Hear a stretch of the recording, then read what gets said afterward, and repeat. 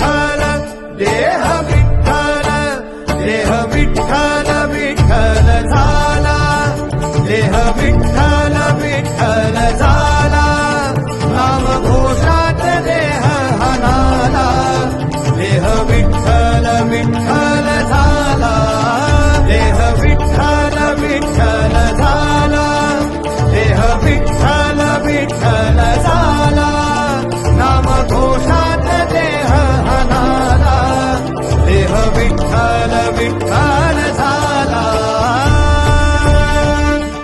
आज आषाढी एकादशीच्या पवित्र पर्वावर नवी मुंबई नेरूळ कुक्षेत गाव येथील श्री विठ्ठल रुक्मिणी मंदिरात आयोजित आषाढी एकादशीचा एक उत्साहवर्धक आणि भव्य आषाढी सोहळा विविध धार्मिक कार्यक्रमांसह मोठ्या उत्साहात आणि भक्तिपूर्ण वातावरणात संपन्न झाला।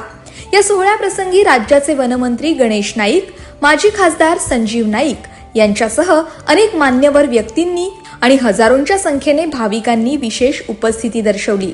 मंदिराच्या भक्तिमय वातावरणात सर्वांनीच पांडुरंगाचं मनोभावे दर्शन घेतले आणि आशीर्वाद घेतलेत। यावेळी भाविकांमध्ये एक वेगळाच उत्साह संचारला होता। विठ्ठल नामाच्या गजराने संपूर्ण मंदिर परिसर दुमदुमून गेला होता। विठू माऊलीचा जयघोष करत सर्वांनी एकत्र येऊन आषाढी एकादशीचा हा पावन सोहळा भक्तिपूर्ण वातावरणात साजरा केला। यावेळी माजी नगरसेवक सूरज पाटील, माजी नगरसेविका सुजाता पाटील, समाजसेवक गणेश भगत आणि मौजे नवीन कुक्षेत देवस्थान समितीचे सदस्य यांच्यासह अनेक मान्यवर आणि स्थानिक नागरिक हे मोठ्या संख्येने उपस्थित होते। आषाढी एकादशीचा हा सोहळा मागच्या वर्षी 26 एप्रिल 2024 रोजी या मंदिराचं प्राणप्रतिष्ठा झाली।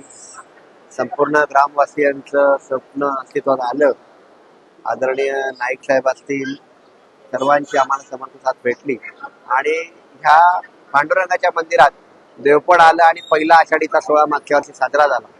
आम्हाला अपेक्षित नव्हतं की पंचक्रोशीतलं एवढा समुदाय दर्शनासाठी येईल आणि ह्या वर्षी आपण पाहताय एक पंढरपुराचं प्रतिरूप कुक्षेत मजात अवतरले आणि अवघा हा परिसर पांडुरंगाचा आशीर्वाद, पांडुरंगाचं सानिध्य निर्माण करतोय।